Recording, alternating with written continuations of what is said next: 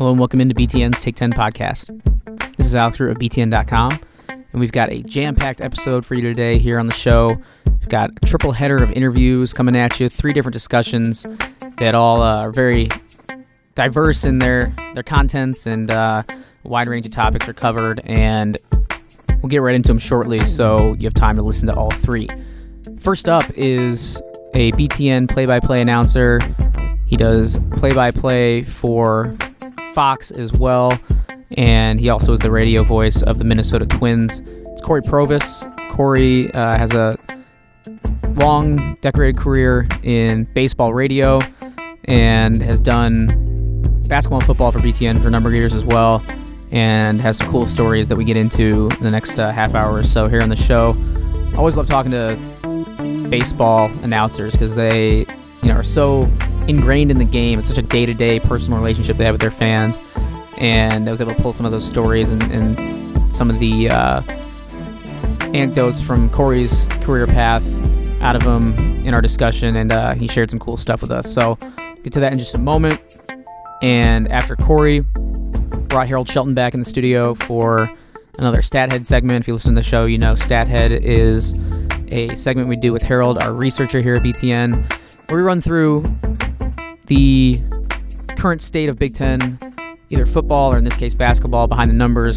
Harold has a great analytical mind and great way of conveying his knowledge, and he's able to put the current snapshot of the season in perspective, and we did that for about 15 or 20 minutes after the interview with Cory Provus. And last but not least, we have the second edition of our new segment here on the show called Call for the Culture. Last week we debuted this with one of our producers of the podcast here, Colleen Degnan. Colleen pitched this idea of having a pop culture oriented or more relevant to the current day segment here on the Take 10 podcast. And I, of course, said, let's do it. And Colleen brought some fun, more outside of sports, outside the box discussions to the show. So we had a lot of fun doing that last week. Do it again this week.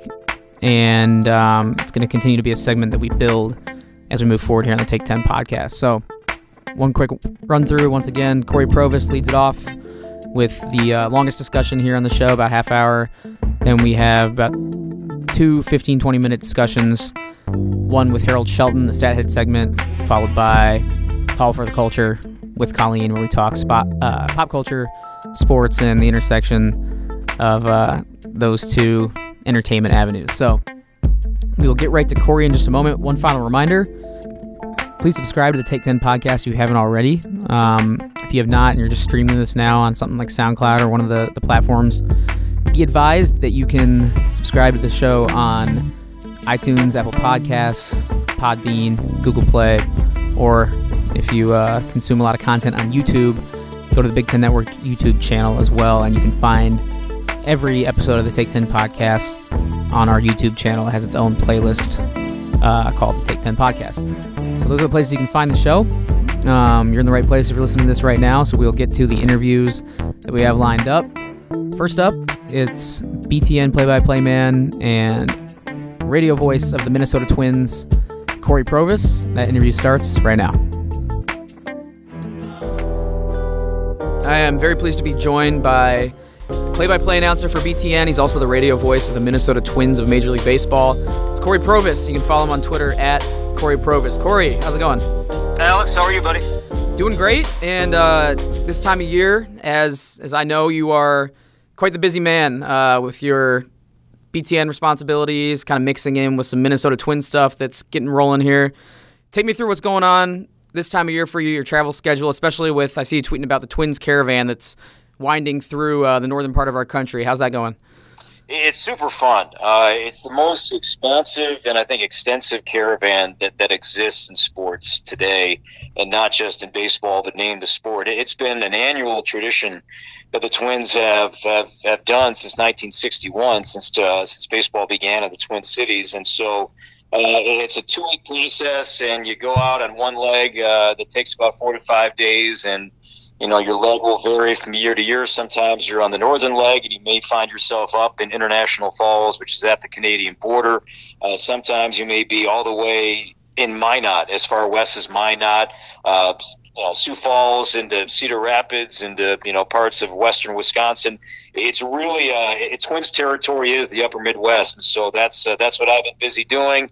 I just got back from Cedar Rapids, so after the baseball season ends, I kind of shut my brain off and I really start to lock in on Big Ten, and it's football, but certainly basketball. And now I have to slightly kind of tune out basketball just for a little bit, and my baseball bulb is back on.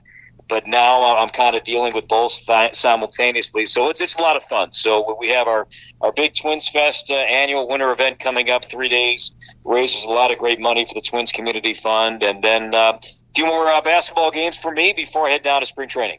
So I hear caravan, I hear bus trip. Is that accurate? Are you guys bussing around to all these cities in Iowa, Minnesota, and the Dakotas and all that? Yeah, it's been 3 to 4 stops a day, and school stops, senior citizen centers. Really a variety of different events that you partake in, and you're traveling around in a bus, and you're with a couple of players and staff and some Twins alums. And I was out with Jack Morris and a couple of our young pitchers on caravan last week. So it's just it's really fun and spreading goodwill, but also, as I tell people, and we go pretty far out. Minot's 9 hours away from the Twin Cities. That this is the one time a year where the Twins come to you. So it's our pleasure to do that. So that's why it's fun doing Q&As and hear what fans want to ask and hear what they're thinking about and the upcoming team. Do you guys get sick of each other at all, being on those long bus trips? Are there any annoyances that bubble up to the surface? Because we do the BTN bus tour in the summer, so I know how that kind of dynamic goes. Is it pretty good natured on there? Yeah, we have fun. What gets old is that you have kind of the same program, and it's really my responsibility to lead the discussions. And I feel like it's just become so redundant that we're having the same program, 3 times a day for 4 straight days, that it's my job to just kind of lighten it up a little bit and loosen things up a little bit. And a lot of that is based on the crowd who's there. Generally speaking, the night programs, where there may be, 200 people there or 2,000 people there. It all depends on the city and the venue. Those are generally, Alex, more of the hot stove kind of conversations where you're asking, more baseball-centric related questions about the roster and about game planning and all that stuff. Whereas the school stops, they're not really too concerned about Miguel Sano's OPS. They just want to hear about, hey, what was it like when you were in 8th grade? And did you have advice you pass along to somebody who's an aspiring athlete, whether it's a young boy, a young girl, name the sport, advice you pass along to that teenager, to that kid, thinking back to your own childhood days. So you just kind of cater the conversation depending on your audience and where you're at in the program. Yeah, much like we do on this podcast with the guest that's on and the audience or school that might be listening. So, Cory, give me the scouting report on the Twins this upcoming year. I'm more of a NL guy myself, but what kind of season are we looking at for Minnesota? I think 2 years ago they I think they did outperform expectations, and they reached the postseason, and they had that 1-game wild card game with the Yankees and lost.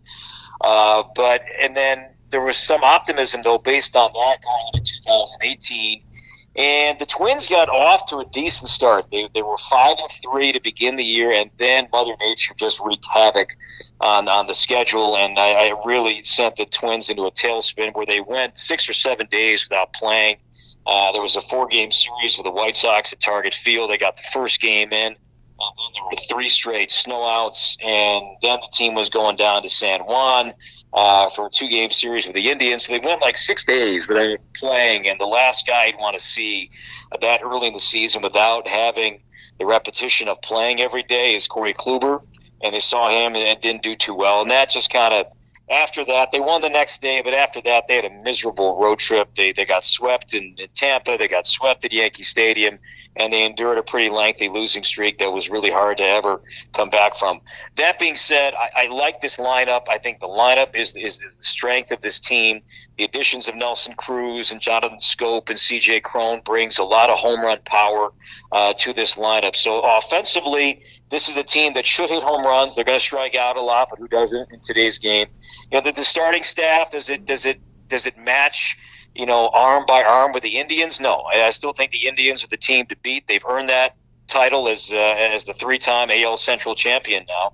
And they're that good, and that starting staff is really good. But they've also lost some pieces with that lineup and in their bullpen. So, the win variance, I think some of the projections for the Twins, it could be 75, it could be 90, and I think it could be 90 if, Byron Buxton plays in a way that we saw at the end of 2017, and if Miguel Sano performs in a way that we saw at the beginning of 2017. So it's not fair to put it on two guys, but that's how I view it, that it's incumbent upon Buxton in center and Sano at third, just performing and stepping up and living up to some of the potential that we all think that they still have inside of them to produce, to be solid major league players, not just your average major leaguer, but bona fide stars. And if they do that, then the Twins could win 90 games and win the Central. Yeah, you mentioned that road trip and the rocky start to the season just with all the weather. That was nuts. I remember just being in my apartment in Wrigleyville in April, and it was snowing, and the Cubs were snowed out on their opening day, and it was just wild. And I hope we never see April like that again in Major League Baseball. Anyway, baseball's coming up soon enough, but we're still in the thick of basketball season here in January, which, as we said at the top of the show, you called for us. So far this season, what are some of the games you've called? Where have BTN's responsibilities taken you so far throughout the conference? Well, I'm very appreciative with my baseball travels, and I have two young kids that, the BTN tries to schedule me with many Gopher games, and I really appreciate that. I really do enjoy. Number one, I love going to the Barn. I just think it's such a great venue, and I love the venues in the Big Ten. It's part of the reason why Big Ten basketball is so appealing and so exciting, is that just the settings are old, and they're historic, and they're passionate, they're loud, and they provide great venue for sport. And so the Barn certainly is that when it's loud and when it's packed, and we've seen some good crowds. And I'm going to call the Wisconsin game in Minneapolis in a couple of weeks, and that'll probably be, I'd imagine, sold out, considering how Gophers played in Madison. I think Wisconsin fans will show up, but Gopher fans, after the Gophers won the Axe in football, and women's basketball is doing pretty well against them, and men's basketball is doing pretty well, I think from a Gopher standpoint, they'd like to finish off the year with one more win against their longtime rival. So, some highlights for me, I just called a lot of close games, and that's kind of how it's been in the Big Ten. I mean, even I was out in Vancouver, calling the Gopher games out there, and Gabe Calford, that game-winning shot, which was fascinating, calling Northwestern DePaul when DePaul was dominating that game, and the Northwestern went on a 25-0 run. Stunning, a 25-0 run to come back and win that game. There's been some really compelling games that I've had a chance to work in. Minnesota, Penn State not too long ago. That was a one-point game where Lamar Stevens had a chance to win it at the buzzer. Jordan Murphy made one of the better individual plays I think we've seen from any Big Ten player this year. That put back off a missed shot, that slam dunk that he had late in the second half was compelling. So there's just been some really, really fun games that I've been a part of calling this year, and I love it. I got a few more before my season concludes. Yeah, it's been the theme this year. It's just this ultra competitiveness throughout the conference, top to bottom. And one of the games you were at when I ran into you was the Northwestern Illinois game in Evanston here up the road. I think when I ran into you, you were eating an orange or some sort of citrusy fruit, and you couldn't shake my hand because your hands were, sticky from the orange. So is that your snack of choice when you're calling a game at halftime? Yeah, I do that. I like the small little clementine oranges. I'll munch on that at halftime. I often make myself like especially at home, if I have a game at the Barn, I'll make like a peanut butter sandwich and just munch on that at halftime. Yeah, I just kind of, I watch what I eat when I can. But I do like those small little oranges, and that's a good halftime snack. All right, Cory, loose transition here with the orange theme to ask you about your background, because when I have sports media professionals on the podcast, I like hearing about their paths in the industry and all that. And I'm going to lead in here by saying I think you're unique in the sense that I'm pretty sure you're the only sports journalist to come out of Syracuse ever, right? Is that groundbreaking. Right, kind of the Jackie Robinson of broadcasters, if you will, to kind of be the first one ever out of Syracuse to reach professional success.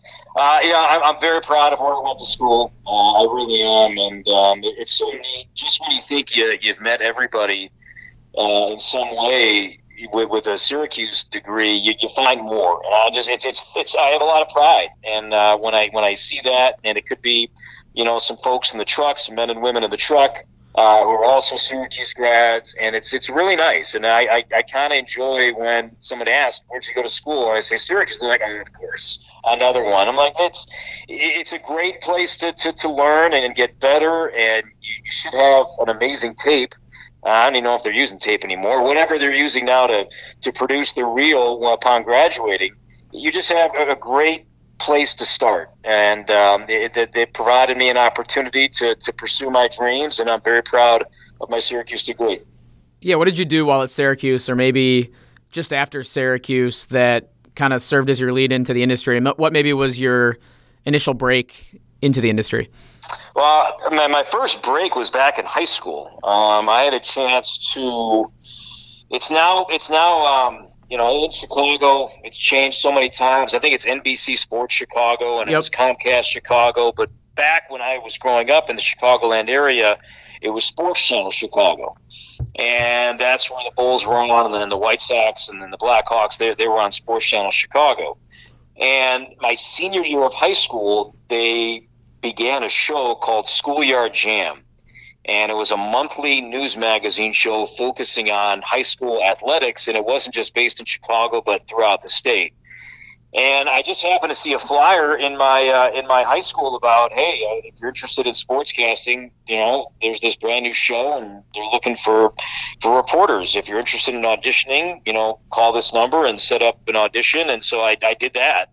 And I auditioned a few times at my local cable outlet in my hometown, and then that went well. And then I got a chance to really audition at their office at the building, and they were in Oak Park River Forest before they moved on to the Merchandise Mart, where they're still at now. And I got a chance to be a reporter on the show, and they used me quite often. And so I was 17 years old, and I had tape. I had a tape from the number 3 market in the country of doing reporting on a really big time show. So that was my first big break. And then when I went to college, I began working at WAER, which is a wonderful station at Syracuse, and the sports staff is all students, and that's where Tirico worked, and that's where Dave Pash worked, and Costas, and everybody, the whole Marv Albert. You can go on and on. Tony Caridi and Bill Roth and Adam Shine, Anthony Cameron and Carter Blackburn, and all these people that are friends of mine, that we all kind of began there at WAER. And you start off doing sportscasts because it's an NPR station. During the days, you do morning sportscasts, afternoon sportscasts, and then after some reps, and eventually after you got cleared to air, you started to do practice tapes of calling Syracuse football, basketball, and lacrosse. And you'd sit in the stands and you just practice, and we would just sit with a microphone into a tape recorder and just call a game.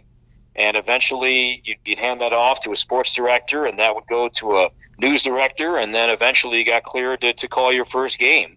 So I called my first lacrosse game. Never saw lacrosse in my life until I got to college, and I called lacrosse my sophomore year, and the basketball began, I believe, my junior year, and football began my junior year. And then so I spent my sophomore, junior, and senior years calling games at Syracuse, football, basketball, and lacrosse. Awesome. And then reading up on your history, you were the Cubs pre- and post guy for WGN, correct? And I'm a big Cubs fan, so this was particularly intriguing to me. I was there for 2 years. 2 years I was doing UAB football, basketball, and baseball with former Indiana head coach Mike Davis, actually, in 2006. And then I was only there for 9 months when a job opened up at WGN. Andy Mazur left the Cubs broadcast and joined the Padres broadcast, and then I pounced on that opportunity. And yeah, I was 28 years old. I was traveling the country with my favorite team growing up, and those were really good Cub teams with Derek Lee and Ryan Terrio and Mike Fontenot and Carlos Zambrano and Aramis Ramirez and Alfonso Soriano. Ryan Dempster, Kerry Wood was closing. Dempster was starting. It was just a lot of great players in 2 playoff years, and especially the 2008 team They had home field throughout the National League playoffs, but they got swept by the Dodgers in the opening round, which was just a stunning development. But anyway, it was just a great experience for me, and I got to hang and learn with Pat Hughes and Ron Santo, and I met my wife in 2008, and the reason I married her, not the only reason I married her, but Ron Santo was a big reason why I married her, and that's something that I think about every day. Can you elaborate on that a little bit? How was Ron Santo involved? Well, I was 28 when I joined the WGN of the Cubs in 2007, and I was single, and Ron we coached for all those day games, the 120s on Fridays, the 12:05s, 12:10s, whatever they were on Saturdays, so you had your nights. And so Ronnie was always curious about, what I did last night, what was I doing tonight, and I said I was going out. He didn't believe me. He said, "You're probably just going out with your brother." I said, "No, I'm going out." "I don't believe you." I said, "Ronnie, I'm going out. I want to meet these girls." Okay, so if it was good, if it wasn't date one, hey, Cub game, it was something that if I felt like, this is somebody that I think is interesting enough to, after a couple of dates, they'd come up to the booth and they'd meet Ronnie and Pat, and Ronnie would, give them the once over, ask a few questions. Some were appropriate, many were not, but we would just kind of laugh and go about our business. And then around August 2008, I brought this school teacher up, and Ronnie, same drill. Ronnie met her. "How you doing? Everything good?" And then after a few minutes, she left, and then he turned around and he said, "That's the best one you've ever brought in here," and I married her. That's amazing. And for me, Ron Santo is someone that I grew up listening to, starting with probably the 2003 season was the first one I really remember, and that's just a familiar voice. Even you imitating him there was cool to hear, and that's obviously a amazing story. And then you running off those names of the players, it's just like my whole childhood baseball experience flashing right before my eyes again. And since you mentioned Ryan Dempster, I forgot to ask in the Caravan line of questioning, has anything been said on these Caravans to rival the Chris Bryant, St. Louis is boring comments that are just still kind of sweeping social media and the internet right now and angering rival fan bases? That may come this weekend at the Twins Fest event where there's more Q&As, but that stuff doesn't come out too much. Once in a while, something like that will come out. But look, I mean, I think that the Twins players right now, they respect the champ in the division. It's Cleveland, and until somebody takes them out, the Cleveland Indians are the team to beat. The White Sox, they could be a team that's on the rise here this year. Certainly, if they add Manny Machado, then they're going to be a tough team. They've got a lot of young talent. That's some has arrived, more talent is coming. Tigers are rebuilding, the Royals are rebuilding. So the division, it was the worst in baseball last year. It's probably going to be the weakest division again this year, just simply from wins and losses. But I don't think anybody from a Twins standpoint is going to say anything to ignite the Indians, or their fans or their players in a way that Chris Bryant did about the Cardinals and Yadier Molina. Well, Corey, I'm sure you have a ton of great Cubs stories from those days, and maybe we'll have to hash it out one day down the road here. But I do have one more Cubs-related question for you on the podcast. Have you been back to the Wrigley Field area lately and just seen how it's changed since when you covered the team?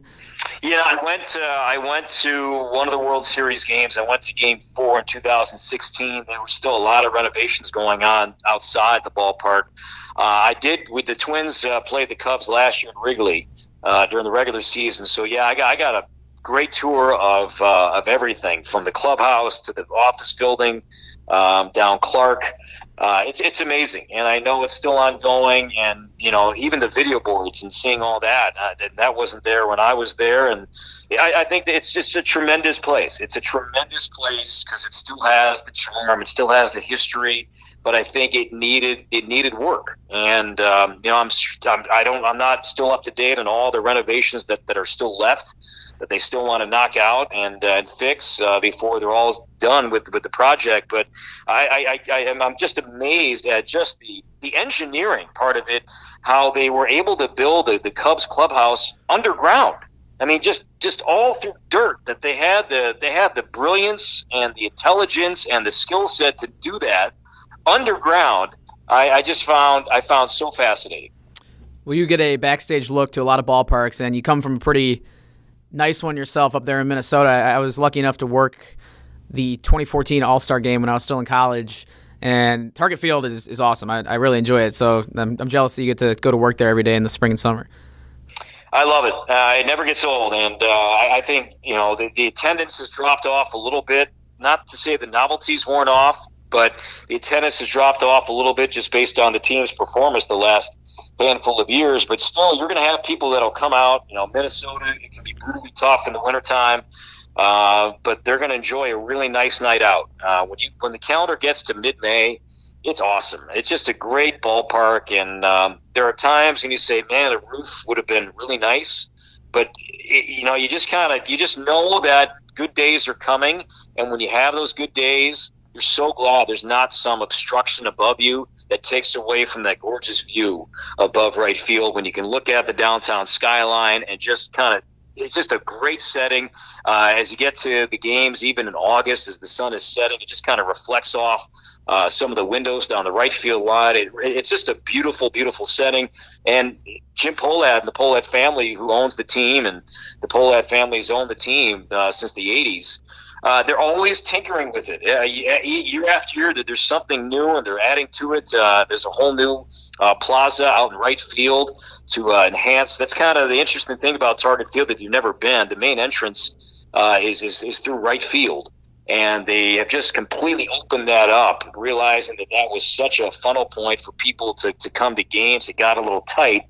So they spent a lot of money this offseason to enhance that and widen that experience. They're adding kind of a turf area for kids to play and run around, and some wiffle ball before the game, during the game, after the game. That's going to enhance the experience even more.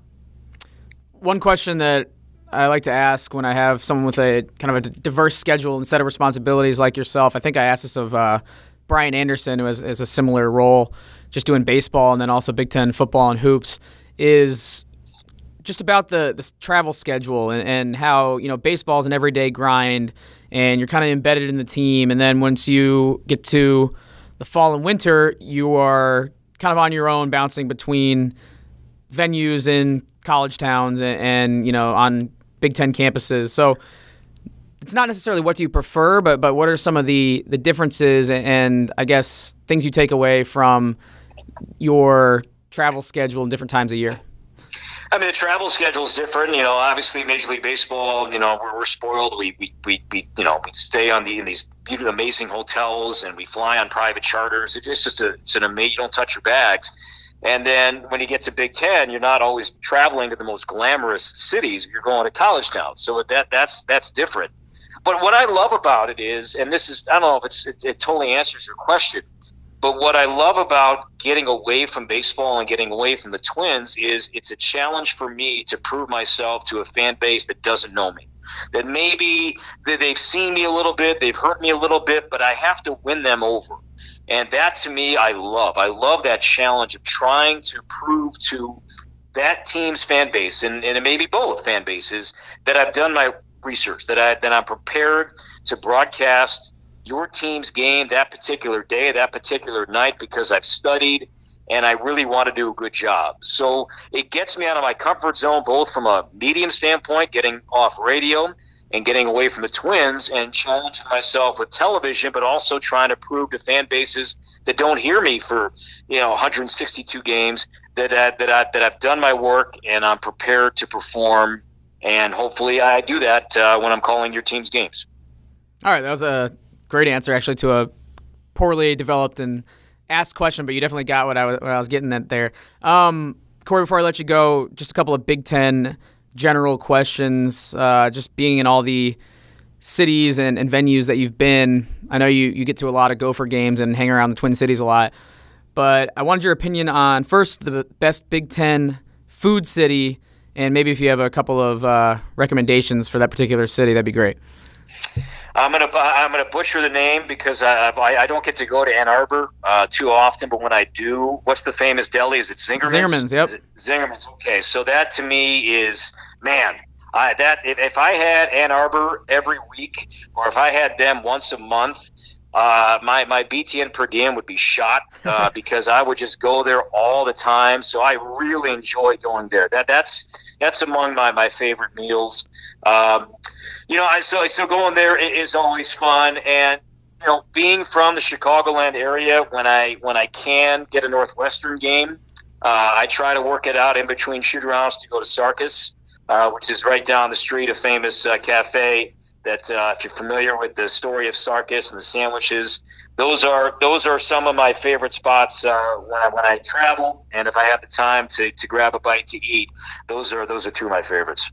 Two of my favorites as well, and my friends from the suburbs here have dragged me to Syracuse, and it's really good. And then I was in Ann Arbor a couple days ago. Didn't make it to Zingerman's, but when we go there in the summer, we usually get that ordered. But another place in Ann Arbor, next time you're there, you should try out. I just went there for the first time. It's called Savas Cafe. I think I'm pronouncing it right. It's right there on State Street, and I just kind of happened to walk in, and it was really, really good. See, here's the thing about that, though. I don't want to take a chance on something when I know if I'm only there, if I only have one shot, that I'm not there multiple days, and I only have one meal that I could eat on my own, and I have some time. I rarely want to go off the reservation, because I want to go with the slam dunk that I know that this has been a proven success. Now, if I lived there, then I'd be more adventurous, but it's just so good, and I rarely kind of go off when I know I have just one chance to get it right. So that's why I kind of stick to what I know. I'm mostly the same way, and I'll clarify. I had been kind of asking for recommendations, mining for recommendations with some friends that had gone to Michigan. They had mentioned that place, and then I just happened to walk by it. I didn't look it up or anything, so I did know what I was getting into. But yeah, I'm kind of the same way, especially when you're kind of parachuting in and getting out. All right, Cory, one more question, and then I'll let you go. What is your favorite Big Ten venue? And it could be either football or basketball, but what's a place that stands out to you? My favorite venue, I love doing Big Ten games in Bloomington. The history of that place just gets me every time. So that to me is up there. I've never done a conference game with the students around at Michigan State. So I've never seen, the real Tom Izzo and the Izzone effect with the students there and for a big conference game. So I haven't really had that experience yet. That would be kind of on my BTN bucket list to do, one of those games. But, Indiana, I going back to that to me is a real special place to go. That when I can is cool. I love going to Mackey. Mackey has been going there for Big Ten games. It's packed. It's loud. Students all get it. And I've seen some great games there. I called a Minnesota-Purdue game a couple years ago in early January where Minnesota won in overtime, and it was Eric Curry's freshman year. He played really well in that overtime period. Just seeing Mackey at its best, and it often is, but seeing it for a conference game, those are moments that being a Big Ten fan, you never forget. All right, can't go wrong with any of those choices for sure. Cory, you've been very generous with your time. Really appreciate you jumping on, especially during a busy time of year. And we'll be listening to the rest of the Big Ten season for sure, and might have to check out a Twins game or two this spring and summer. By all means. It's freezing as we stand here now, but it's going to warm up at some point. It has to, right? It has to, Alex. It has to. We got a long way to go. Thanks for having me on, man. Really enjoyed it. Yeah, appreciate it. All right, thanks once again to Cory for joining me. A lot of interesting nuggets there to dig into. And as I mentioned at the top of the show, I really like talking to baseball announcers just because of that connection they have with the team and just by the nature of the season, the sheer number of stories that are bound to pop up or experiences that are bound to happen because you're embedded for like 200 days with an organization, and you can kind of hear some of that coming out with his Cubs stories, and it's cool to hear about the Twins caravan as well, and talk Big Ten locales, venues, eateries, and sports as well. So Cory was great. Looking forward to having him back on at some point in the future. All right, jump ahead now to our discussion with Harold Shelton. It's our regular Stathead segment. If you listened to the show before, you know the drill.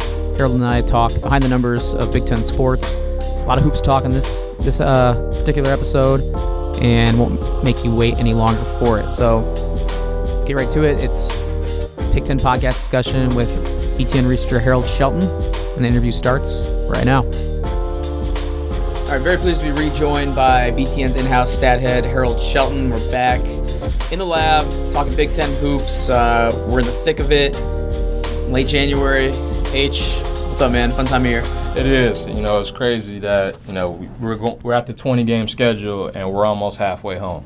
Yeah, it's nuts. It doesn't really feel like we're that deep into the season, but here we are. It's almost February. If it was last year, we'd be thinking Big Ten tournament already, but the schedule pushes it back a couple weeks this year. So it's kind of a golden part of the season. We're in the thick of it, like I said.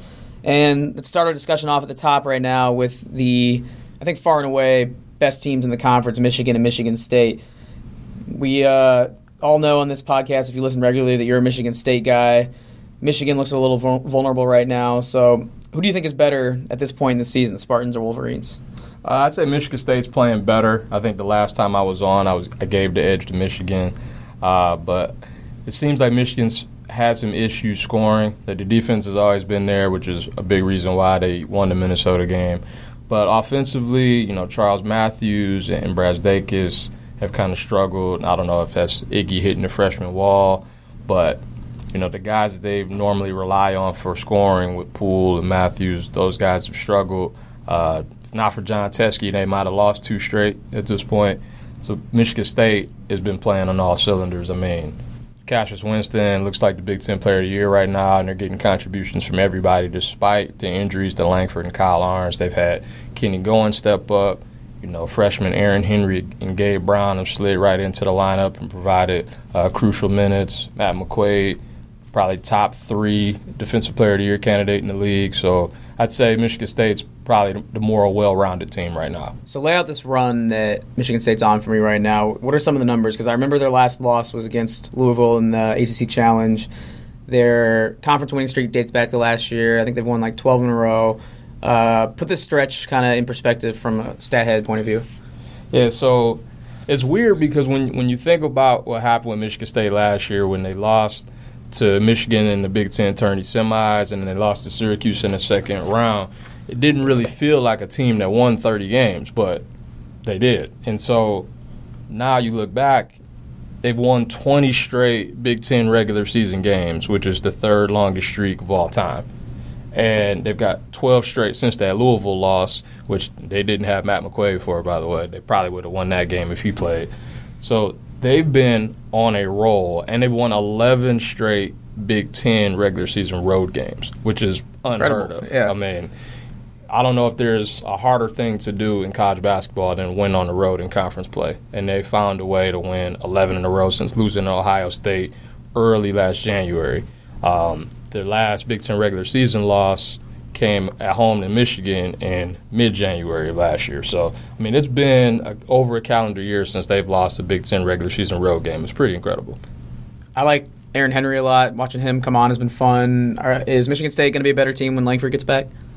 I'll be curious to see how they work him in. I think Josh Langford definitely is a guy who can get his own shot, and Michigan State doesn't have as many of those kind of guys. If it's not Winston orchestrating the offense and getting guys in spots, they don't have too many that can go get their own. But I think Henry is a better wing defender than Langford. I think he deserves 20, 25 minutes a game. But when Langford's ready, he is a scorer, and those 15 points a game will help. I'll be curious to see how Izzo manages the minutes and works him back in. Yeah, we're taping this on Thursday afternoon, so fun one tonight between the Spartans and Iowa, another team that's playing well. So we won't talk about that because it'll be outdated. Bring up Michigan again. They suffered the first loss of the season this past weekend at Wisconsin. Mentioned they look kind of vulnerable. And Wisconsin, a team that looked a little shaky for a stretch there, picked up a huge win against Michigan. That'll be huge come Selection Sunday if there's even a question about them getting in. And then what fascinates me is this winning streak they're on against Illinois. They're on a 14-game winning streak against Illinois that they got number 14 on Wednesday night against the Illini. And it's just a stretch of domination, one school over another. I think it's record-setting, isn't it? Yeah, no, it's definitely the longest active streak by one Big Ten team over another. And I think it's the most consecutive losses by Illinois against one single Big Ten opponent. Okay, yeah, because when that number was tossed out last night on post-game show, I went to a lot of these Illinois-Wisconsin games in college, and, there's always, as a fan base or a team that you follow, it's like, oh, this school never beats, like, Illinois can never beat this school, or Team X can never beat this school. Legit, this decade, Illinois can't beat Wisconsin. It's fascinating to me that one of those games, like, an upset wouldn't happen, but Wisconsin continues that domination, and they're in pretty good shape now, right? Heading into I would February. think so. I mean, there was some cause for concern, when they lost to Minnesota and they lost to Purdue, but those aren't bad losses according to, the net rankings. And so it was just a matter of, bouncing back and making sure you don't, lose a game to Penn State or Rutgers or something like that. They did more than enough in non-conference play, in my opinion. I think the Michigan win is just kind of an additional feather in the cap for seeding. But the win over NC State, the win over Oklahoma on a neutral court, I mean, they did really good work in non-conference. So this was just a boost. Okay, so they're in that group of teams that is playing pretty good ball right now. I think Iowa's in there, Maryland as well, and then Purdue, which we'll get to in a little bit. But there's also now a group of teams that was, when you saw those graphics on screen, kind of all non-conference leading into conference play, the potential 10 tournament teams getting in, the overall strength of the conference just by nature of the depth and quality of the teams 1 through 10. A few of those teams now are in a little bit of trouble. Indiana and Ohio State have both lost 5 in a row. Nebraska's not playing great right now. Ohio State and Nebraska, 2 of those teams, I think the catalyst of this whole thing, or the loss that they'll look back on and shake their head, is both those teams lost to Rutgers, and that is hurting those teams right now. So let's kind of get into this danger zone right now for some of these teams, and tell me which team maybe you're worried least about and which one has some work to do to kind of get back in the good graces of the selection committee and the, I guess, advanced rankings. I'd say right now Nebraska's probably in better shape just because they're so much higher than Ohio State in the net as we speak. I believe Ohio State's 46, and they've lost 5 in a row. They're just not playing well. I think when they started the season out so strong with the wins over Cincinnati and Creighton, like, those are solid wins, but we've seen Creighton not be as great, which has kind of hurt Nebraska too. But just the way that they've played, they can't really shoot it as well. They lost a key bench piece in Kyle Young for the year. Caleb Wesson can't stay out of foul trouble. So this has kind of been, in their last 5 losses, it's kind of been the same old story, and you kind of wonder if this is who they are. As for Nebraska, we know how great they are at home. So as long as they can pick off a couple of these top teams at home, I think that will help right the ship. I think with the Big Ten being as deep as it is, 10-10, 11-9 record should probably be fine for them. Sure. And speaking, still on these 3 teams, Ohio State was one that, coming into the season, this is about what I expected, the way they're playing right now, just because they lost so much from last year. The program's in great shape, I think, because they have a ton coming in, and they've, even this year, shown capability of beating some good teams. So this doesn't really surprise me in terms of the Buckeyes, but Indiana is one that I just can't figure out. I'm not so sure on. How do you diagnose their problems? Why do you think they are, kind of hot and cold? And is it as simple as the Finney injury kind of threw them off balance, or what's going on with Indiana right now, and how do you project them going forward? Seems like the big problem with Indiana, I mean, they can't shoot the 3 right now. And, I think before entering the Northwestern game, they were shooting 28% from 3 during their first 4 losses, and it got worse from that game. Romeo Langford has kind of been hit or miss. That's kind of his biggest weakness is the 3. Exactly. Yeah. He can't shoot the 3 as of right now. The only consistent player they have is Juwan Morgan. I definitely think Finney being out for a period of time hurt them. But if you can't shoot 3s, you got big problems. And Morgan is really their only consistent big, and they're not a overly big team as it is, so they get hurt on the glass. I think they were getting out-rebounded by over 6 a game during this losing streak, and it's going to get even. I'm looking at the schedule right now. Considering they have Michigan coming up, they're at Michigan State coming up, so they've I won't say they're running out of time. There's a long way to go, but that skid, it's going downhill fast, and they need to figure out a way to pull off an upset. Yeah, that Northwestern game's a really tough loss when you look at their resume. Like you said, Michigan is coming up next for them at Michigan State, and Rutgers is sandwiched in between those with a meeting at Iowa, versus Iowa, at home. And we've already seen so three Rutgers top has 20 gotten teams a couple right teams right, at the rack that's already. no picnic going to Rutgers either. So, yeah, it's going to be interesting to see if Indiana can kind of buckle down here and turn this thing around. And then Ohio State, Nebraska, the other teams we were talking about, they play each other, right, coming up on Saturday, Yep. I believe. Yeah, so that game could chart the course for the rest of the season. I won't say it's a must-win for either team, but it's going to be certainly important. I don't think Nebraska necessarily might be more important for Ohio State at this point. I mean, when you lose 5 in a row, you kind of need to get a quality road win to kind of help balance things out. And just kind of the way they've been playing, they're kind of stuck in a malaise right now. And maybe a win like that could help jumpstart their season again. All right, before we wrap up, I want to talk a little bit about Purdue because, one, I want to give you some credit because a couple weeks ago we sat here and I was looking at Purdue's record and kind of doing the eye test of it. And they're looking at their upcoming schedule, and I said Purdue might be in a little bit of trouble here. You reassured me and said, no, Purdue's probably going to be straight because they have a good position in the net rankings in Ken Pom. And sure enough, Purdue is playing some really great ball right now. They are on a really nice streak, and your prediction has come true. So how have they done it, and what's their prognosis going forward? Can they keep it going? So it's funny how things work.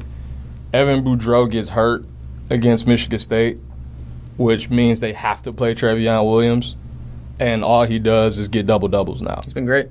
I mean, if Boudreaux doesn't get hurt in that game, they don't put Williams in. I mean, for a while, he was only playing 10 minutes a game, if that. And now, let's say over their 5 or 6 game win streak, he's playing over 20 minutes a game, and he's averaging around a double-double. And so now you have a guy you could throw the ball to in the post. It's not just all Carson Edwards. And if you just let him eat, he'll kill you. And if you try to double, they've got shooters with Ryan Klein and Grady Eifert's making shots now. Joe Eastern's kind of finding a rhythm where he can, attack you off the bounce or shoot that little floater in the lane. I mean, and they're going to guard you.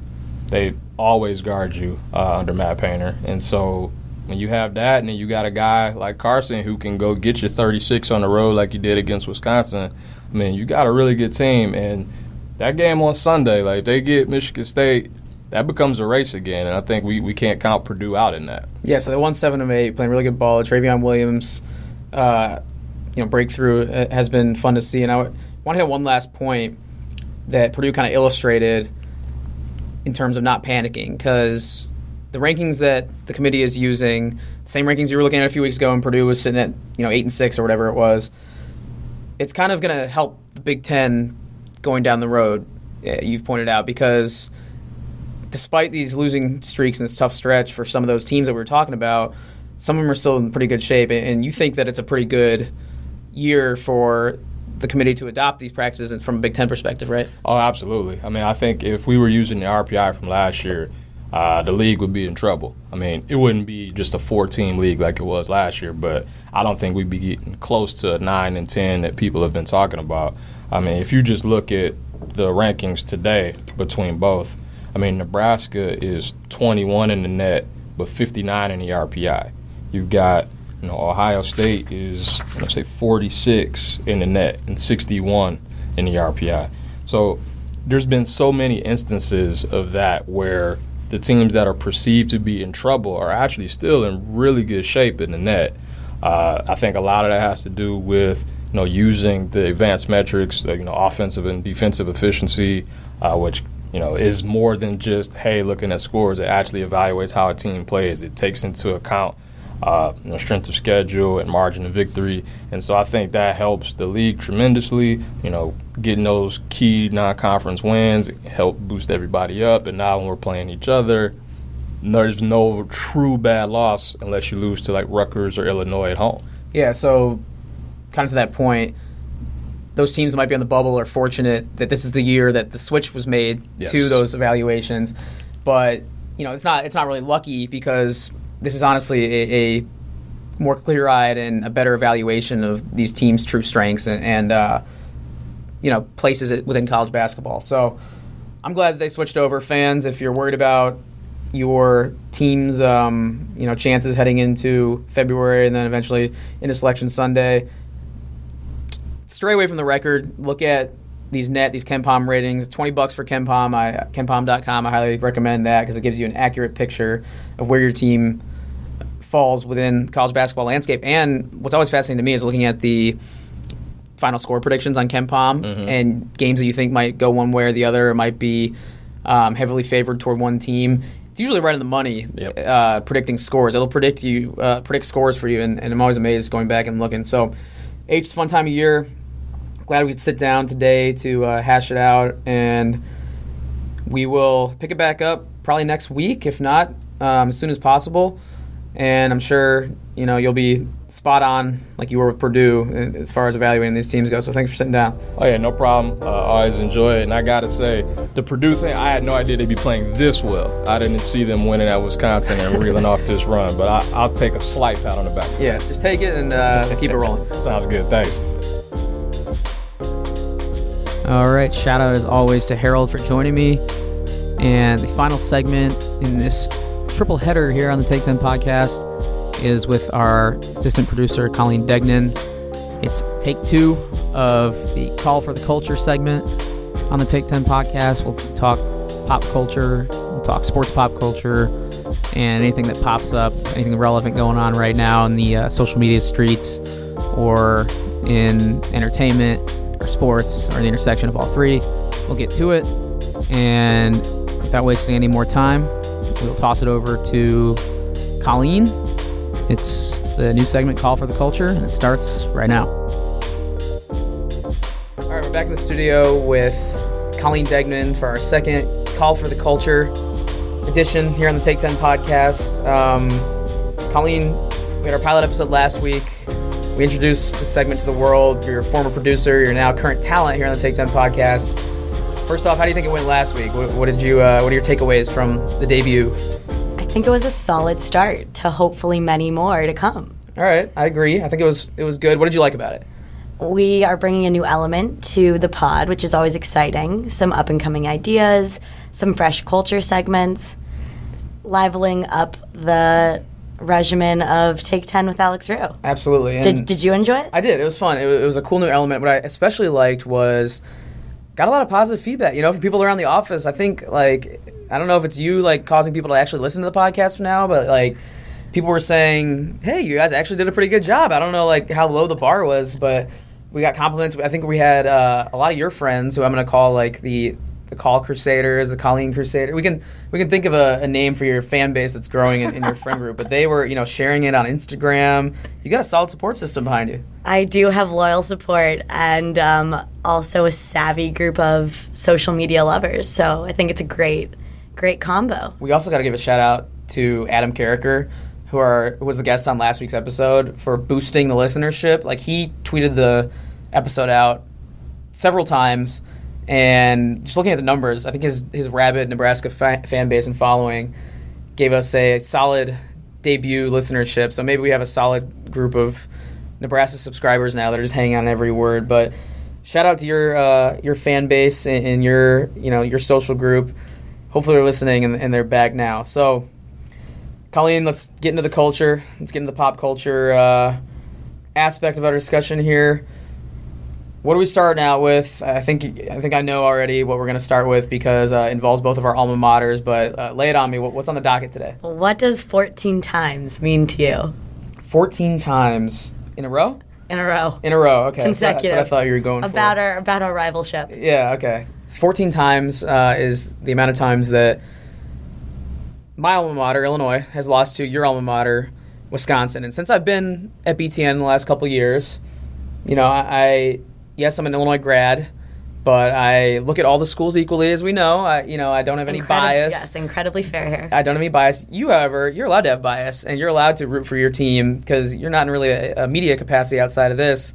And you're not afraid to, brag on your team, and especially when they beat another school like Illinois, where there's so many alums here in the office, you're not afraid to let people hear about it. Well, Wisconsin had a pretty good week. I mean, we upset our drippin' Michigan boys.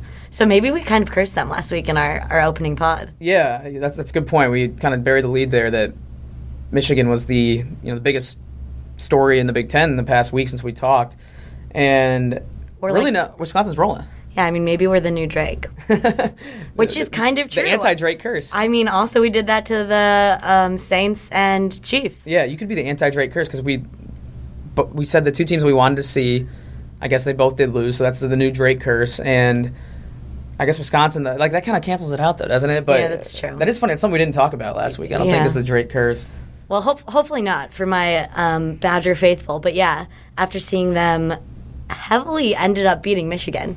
Yeah, in the Kohl Center. Yeah, it wasn't even 10 points. I mean, 10 points is pretty awesome. good. It was a close game throughout, but the 10-point outcome was something I didn't expect to see going in. And yeah, like we said, 14 times in a row against Illinois, dating back to 2011. That's the longest active streak head-to-head stats between any teams in the Big Ten. Yeah, dive into our stats here. As Harold pointed out in the previous segment here, that's the longest head-to-head streak of losses for Illinois against any Big Ten opponent. So we're entering historic territory here, and it's coming at the expense of my alma mater. One thing that I wanted to point out, though, watching last night's game, is one of your favorite players and his performance, Brad Davison. And not that he had a bad game or anything like that, but is it just me, or is he not getting the calls that he used to get? I completely agree. I don't know what's wrong. Is his hype dying down, or what's his reputation right now? Here's my take on it. I think Brad Davison, after that 5-charge game went viral against NC State, I think now, and they talked about it on the broadcast on Wednesday night, he has a reputation now that I think refs are kind of looking for a flop, and they're using that to cancel out some legitimate charge calls like we saw last night that went the other way. Like we saw a couple times when Illinois players extended that forearm, and Davison did not get the benefit of the doubt. So we'll have to see if that balances out. Yeah, the foul calls and Champaign were definitely not in our favor last night, especially not either the Nabs. But it didn't matter. Wisconsin still pulled off the win, and Nate Reaver stepped up. And now we'll dive deeper into a little more pop culture. Just had to get that out of the way because of the school connections. I knew you were going to let me hear about it regardless. We had to. Yeah. I mean, I guess you could say the Badgers are on fire. It's a perfect lead-in. The Badgers are on fire. FYRE. Perfectly leading into our discussion here that is not unique but is sweeping the social media streets, that is taking over pop culture right now.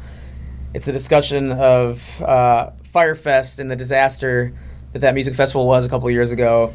For those who don't know, Colleen, please explain what Firefest is and why it is relevant 2 years after it happened. Right. So I guess you could say I was a little bit ignorant when it was initially going on back in 2017. But Billy McFarland, the ultra spinster, fraudster, however you want to put him in the limelight, I guess, decided to try and rival music festivals such as Lollapalooza, Coachella, South by Southwest, and create this Fire Festival. Billy's like this entrepreneur who, like right, you said, he created his own credit card called Magnesis, and is obviously a very brilliant man and very entrepreneurial background, but paired with Ja Rule. And they had this app initially, the Fire app, that was the Tinder of having musical guests come perform at your birthday or for any sort of celebration or something like that. So they decided to make the Fire Festival, and they tried to plan this in half a year. So essentially they built up all this hype, used all this social media, got models, got different celebrity, Instagram famous, influencers. XYZ, and really put all of their hype behind the Fire Festival that quite literally went up in flames. Yeah, so to elaborate on that a little more, too, Billy McFarland is a guy, his personality is like someone, either in a friend group or someone you grew up with that we all know Billy McFarland. It's a guy who will lie to get whatever he wants. He will BS you, not thinking about the consequences down the road. He will, always smooth talk his way into situations and not really worry about the repercussions. And I'm going to take a little issue with the fact that you said he's brilliant, because I don't know after watching the the documentary is if this guy's actually smart or not. He's clearly delusional, but essentially he came from a background with a lot of money, and he was able to, at least use the money wisely enough to build up the amount of hype for the Fyre Fest, paying off these influencers on social media, especially Instagram, to, basically build up a event that was never going to be possible to pull off given the time frame that they had. So, I mean, brilliant in the sense, all the clout that he's now getting because of it, that's ridiculous. From jail. And he's in jail. Yeah, so we're spoiling that a little bit there, but he is in jail, and now the reason that we're talking about it 2 years later is because both Netflix and Hulu came out with documentaries about Fyre Fest. And have you seen both? I've seen both. You've seen both? I had to get both angles. Okay, I've only seen the Netflix one. Which one's better? Is it worth watching the Hulu one? They honestly complement each other so well that I think it's necessary to get the full picture if you watch both. But they're both controversial in different ways because Hulu ended up paying Billy McFarland to be in theirs. So you get his perspective, which I think is very unique and necessary. If the whole documentary is about this person, if you don't even get their take, that seems a little unfair. But then the Netflix one is controversial on their own end because Jerry Media, who was the main driving social media company and PR that they used, produced the Netflix one. Because they were literally making the documentary as a lead up to the event. They were going to be the media company for the event. The event goes up in flames, and now they have all this footage, and they turn it into a what went wrong story. So, the Billy angle is interesting for Hulu, so I'm definitely going to have to check it out at some point here. But just seeing the Netflix one, it was enough to, tell the ridiculousness of the entire endeavor. And for, I guess, just to kind of lay out what happened. And I remember hearing about this a couple of years ago when it happened and it blew up on social media. But the resurfacing of it now, you remember how when all these people who paid to go to this music festival showed up, there was basically a refugee camp tent set up. There was no, water, food, anything that you have to think through, toilets, anything you have to think through for an event. None of that was there, and in the end, the artists that were supposed to be booked for the show didn't even show up. The influencers, a lot of them, either didn't get paid or it was just a big disaster. What stood out to you, either in the lead-up to this event that was documented or the event itself? What were some of the funnier things that stood out to you? The fact that you can get all of these social media influencers, granted they're paid, to post an orange tile, and for that to take a viral effect on mass amounts of our generation of millennials is mind-blowing. And that's kind of the brilliant, I guess, if you're going to use the word brilliant, which I, again... kind of controversial adjective, but I'm sticking to it. That is actually a brilliant marketing technique because all these people and their millions of social media followers post a tile, and it's going to be to, average Joes like us, we're going to be like, oh, what's going on? What are these people up to? And it's going to be an event that if they're marketing, you trust these influencers, it's going to be something you're going to want to go to. Absolutely. I mean, if you were there and this had happened to you, how would you react?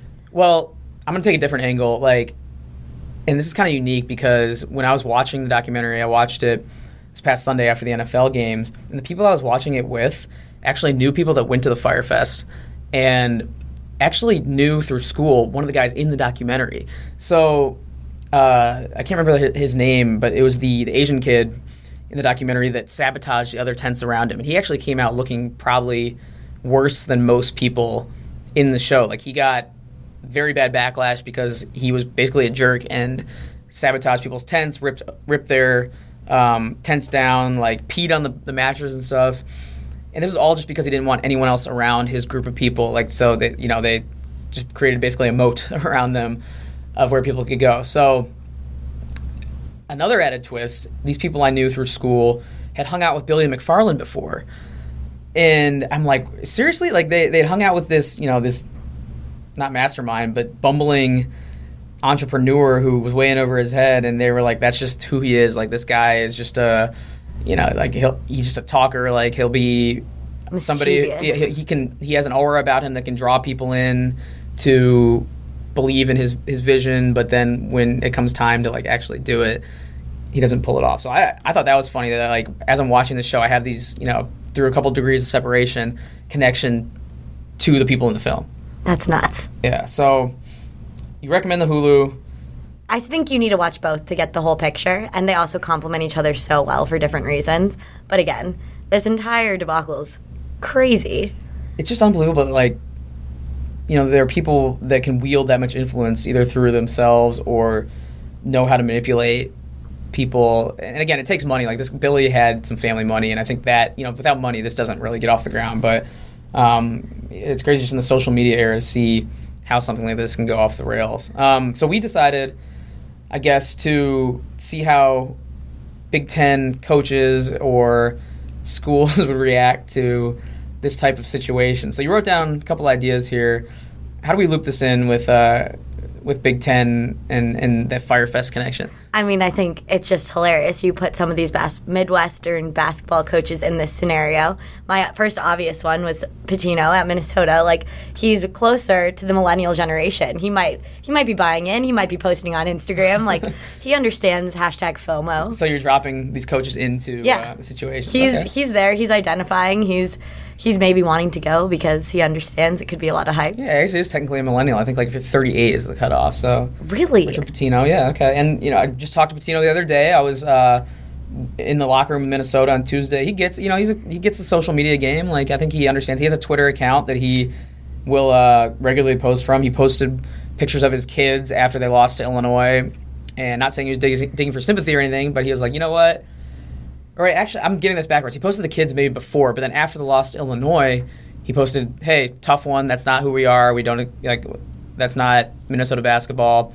So he understands how, reaching out directly through social media can be influential. So he gets it. Who else you got here on the list? I mean, you have coaches like Tom Izzo. I feel like he'd do the little smile and wave mechanism if he was there, not wanting to freak out in public. I don't know. Not hinting at anything, just saying. I feel like he'd be a bit more closed mouth about the whole situation. Well, I have an opposite take, because Izzo, he's not afraid to tell it like it is.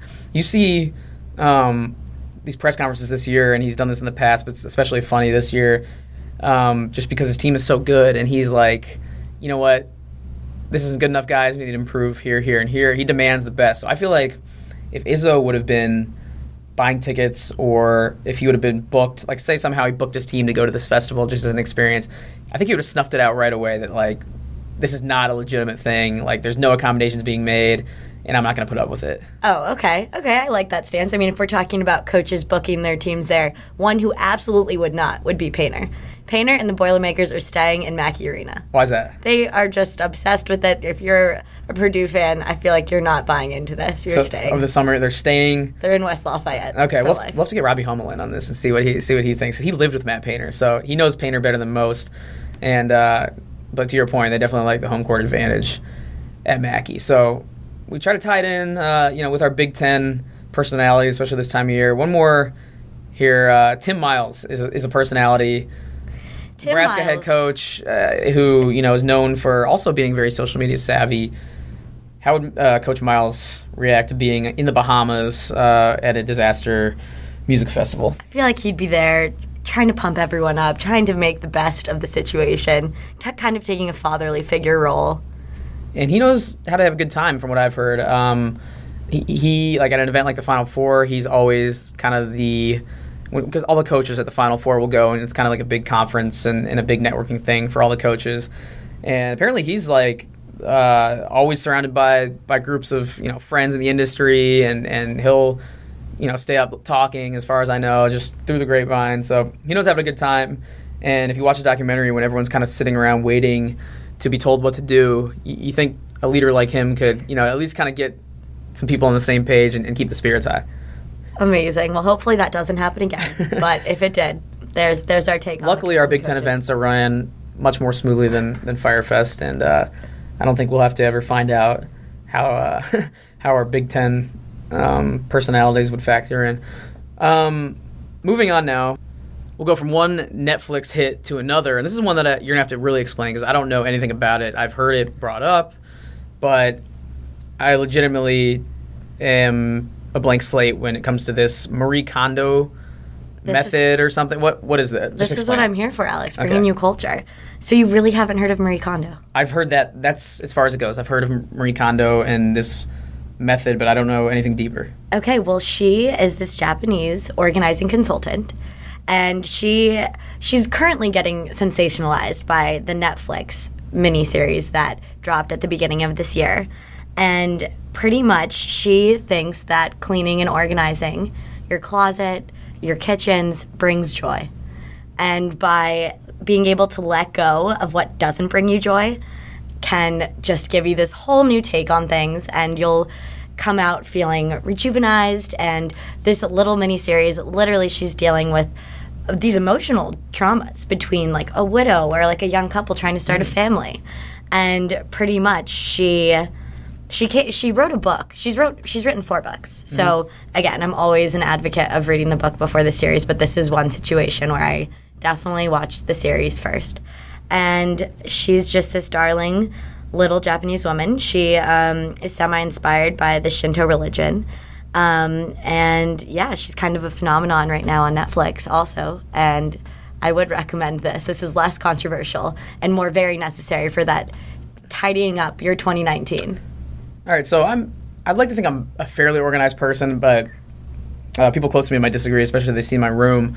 I could definitely use some tips to organize my bedroom, my clothes. It's okay, like it's for a 20-something dude, but it's not great. So how does one take this method and implement it in their own lives? She throws everything on the bed or on the floor, and then she asks you to find the items that bring you joy, and everything else you discard. She finds throw it away. Give it away. Okay. Charitably. Okay. And that is actually, she finds joy in being able to let go of things. So are there any Big Ten examples that could use some KonMari method? Well, I don't know about right now, but like I think there's a past example of a team in a program that has reorganized itself and kind of meticulously planned out their identity, and they're better off for it. And this actually just came to mind right now, but it fits perfectly. That's Michigan, Michigan basketball. Michigan in the last couple of years has really changed their identity from being an offense-first team, an offensive-minded, explosive team and program to defense-first, and really taking pride in, putting together a solid defensive game plan. And they kind of got their Marie Kondo of their own. That's her name, Marie Kondo. Yeah. They kind of got their own Marie Kondo when they brought in a guy named Luke Yaklich from. He was at Illinois State. He's a assistant coach now under John Beilein, and before that, he was a high school social studies teacher in Joliet, Illinois, for over 10 years, I think. And he's just, I met him the other day at Michigan, and super nice guy and really analytical, intellectual type of coach who took a look at Michigan's defense, their weaknesses, and how they were approaching it, I guess, as like a mindset, a team mindset, and restructured the whole thing and has been able to shore up their deficiencies on the defensive end of the ball. And it's an organized thing. Like the way he got John Beilein's attention was his work at Illinois State. He was able to just meticulously game plan for opponents and make sure that his team's strengths on defense matched up with the other team's deficiencies on offense. So he's been doing that now for the last couple of years at Michigan. John Beilein had never met him when he hired him on staff with the Wolverines, and he kind of took a chance through a recommendation. And now here we sit like 6 or 7 years after this guy Yaklich was teaching high school social studies, and he's now in a key assistant on one of the top teams in the country. So do you think... Does that fit? Is that a good... So do you think Yaklich brings joy to Michigan and Beilein? I think he does. I think I'd be pretty happy if I was 18-1 right now and top 5 team in the country and coming off a Final Four and back-to-back Big Ten tournament championships. So, like I said, it was cool meeting him. And for those listening, I think we're going to put something out on social media, on Twitter and Facebook and Instagram in the next maybe day or two here. With Luke Yaklich, since he's a history teacher, we asked him to answer some history trivia questions and see how he did. So that was a fun thing that we did. Keep an eye on that and the Michigan on BTN social media channels and on Facebook and Instagram if you want to see what I'm talking about and get to know this guy a little bit. So you better retweet it if I put it out there. Oh, I'm loyal. It sounds like Marie would be very proud that they did her method justice then. Organization pays off. Like, a lot of people don't understand, like, sometimes if you'll talk to students, like occasionally I'll talk to people that are trying to get in the business or whatever, and whether that be a class or a conference or whatever, And one of the things I say is, like, you'd be surprised at what being organized and, like, being on top of your stuff will do in the eyes of an employer. Like, your whole job is to organize the programming schedule. Yes, I'm very meticulously detailed now. Do you have any strategies for, like, staying on top of stuff? Well, I'm kind of a Post-it fiend now, and my entire desk has a million different Post-its, so that doesn't look as organized as one would think, but as soon as I do it, I can crumple it up and throw it away. So by the end of the day, if all the Post-its are gone... I think the key is, like, writing stuff down. Having it, or else I'll forget. So that's why I'll have to keep writing stuff down, whether it be like on a calendar or Word doc. Maybe we'll make up our own method. And it'll go way more viral than the way more. We'll think of something. All right. That'll be a working project. All right, before we go, I know you're not happy about something that I guess was announced or transpired in the last couple of days. Apparently, we got the short end of the stick or something? Well, so I think iHeartRadio left a very favorable podcast out of the running for Best Sports Podcast. So there's Best Sports Podcast Awards they give out. There's iHeartRadio? Yes, iHeartRadio. I didn't know about this. It happened last weekend. And they gave out different... So where's our... Did we miss... Did I need to check the mail? Yeah, our invitation is clearly lost. Okay. But the winners for Best Sports Podcast, in order. So the winner was Fantasy Footballers. Can you speak to that at all? Let me Google it real quick, because I think I've heard of it, but... Well, if it needs a Google. Hold on. 1 second. Fantasy Footballers Podcast. Everyone listening is like, get on with it. This just proves, how down and dirty our podcast is. We're not even going to pause to edit this out. No, we're starting from the bottom, and we will work our way to get the invitation. Fantasy Footballers. It is... Oh, literally. Who are these guys? Should I know this? The Fantasy... Win your league. Well, I think it might be the... Okay. Honestly, I think my connection to this is my dad listens to this podcast. I'm pretty sure. He listens to some fantasy football podcasts, and... Is he listening if you're a fantasy... I hope so. But if you're a fantasy football... junkie, this doesn't surprise me at all that a fantasy football podcast would be number one. I'm sure they have a very loyal listenership. Although, like, what do they do in the spring, summer, like when there's no football going on? I don't know. Sounds like a seasonal. I don't even know. Seasonal pod. But they won, so right, good for them. We're not bitter. Who were the analysts? Okay, Andy Holloway, Jason Moore, and Mike Wright. All right, good for them. Congrats. They've got a little more experience. We're still in episode 2, but coming for the 20 edition, I guess it is. So then following, we have 30 for 30 podcasts. No surprise there. What is that just like a... Do they talk about... I think on that one they talk about the movies, so... Okay. That one's cool. They have the ESPN, amplification system. Like, that's fine. That's okay. Keep going. And then it goes against all odds with Cousin Sal. That's the betting. Mm-hmm. Okay, betting's hot right now. I Rachel understand. Bonetta, yeah. I feel you. Yeah. So and that's in the Fox family. So, all right, good for you guys. We're also going to take that as a win. Shout out. We'll try and get you guys on the podcast. Do some cross promotion coming up. Sal and Rachel. All right, what's next? The Bill Simmons podcast. Okay. Which is enjoyable. Bill's had a couple decades to kind of grow his base. I can see why he'd be one of the best sports podcasts out there. I don't listen to any of these, though. Wow. I have like 3 or 4 that are just in my rotation. You got to diversify. I don't only have so many hours in the day. I got to plan for this. And Okay. All right, keep going. And then we have The Herd with Colin Cowherd. Another Fox one. We'll leave it at that. Keep going. And Pardon My Take to round it out.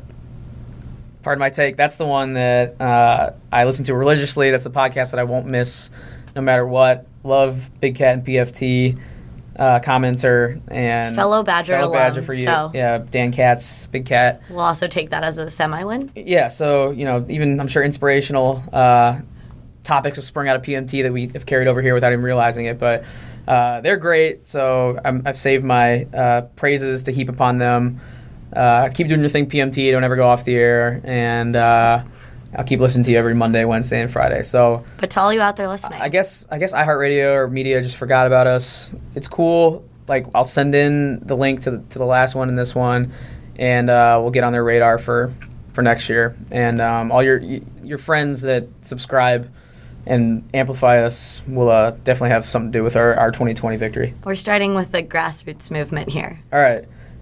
So far, we're 2 for 2. I think this has been pretty fun. We've chopped it up and kind of hashed out the most important intersections of sports, culture, and where there's not a connection, we will make one. So thanks for sitting down. Thanks for, again, pitching this a couple, I guess, months ago, and thanks for helping bring it to fruition, and we'll keep it moving. Thank you very much, and next time we chat, you'll be a big 25-year-old in the world. Yeah, birthday coming up. So I'll talk to you soon. 25. Now they know how old I am, Colleen. All right. See you guys.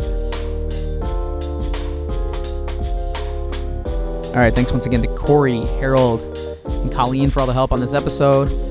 Enjoyed getting Cory on as first-time guest, and always enjoyed talking to Harold and Colleen. So shout out to all three, and shout out to everyone out there who listened. Appreciate whether you're tuning in for the first time or whether you've been a loyal listener throughout the last year and a half or so, almost coming up on 2 years now. It's hard to even believe that. Thanks again. Thanks to Julie Bronder this week for producing the show. And to everyone out there, we'll talk to you next time here on the Take 10 podcast.